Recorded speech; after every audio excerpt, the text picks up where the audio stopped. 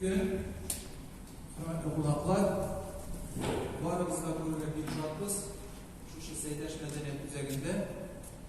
Bizning bugungi uchrashuv Seydash madaniyat üzerining 50 yilligina bag'ishlangan.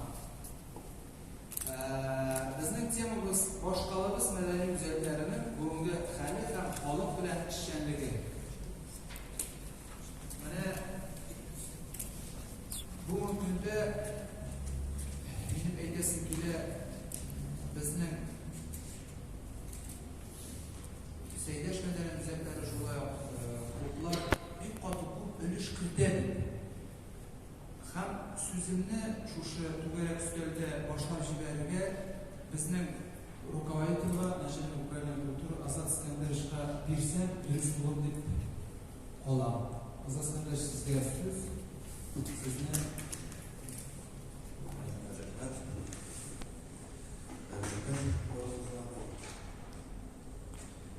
очень важная тема нынешнее состояние культурных центров.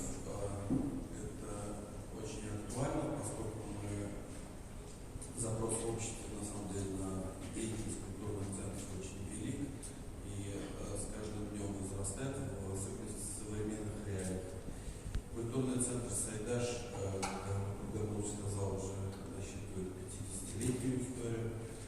История этого культурного центра на самом деле очень интересная. Строился как ведомственный ДК, это практика было в советское время, и строился таким, скажем, прямо хозяйственным способом, и из того, что было, появилось творение. Вот.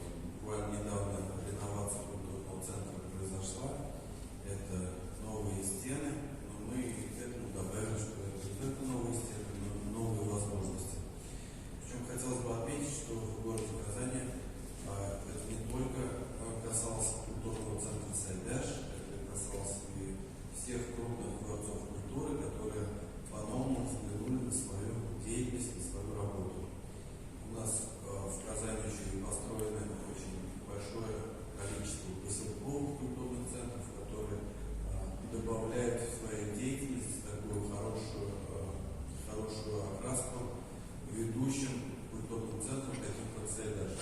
Добавляют, например, ДК Нагорный, ДК в поселке Константиновка. Это прекрасное дополнение основной деятельности культурного центра Сайдаш как центра Советского района. Вот на примере данного центра можно сказать, что после ремонта